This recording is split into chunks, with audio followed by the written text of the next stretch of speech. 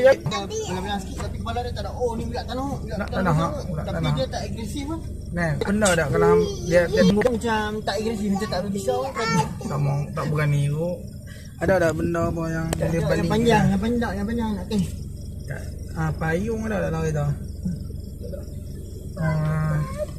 Tapi ulat ni macam tak berbisau ulat. Tu hang ambil plastik ayam ni. Ayam ni. Ulah mungkin ulat. Aku buat lagu Hindu dia. Dia tak berbisau. Kalau dia berbisau dia sembok kan. Nenek kan. Biar ada. Bye.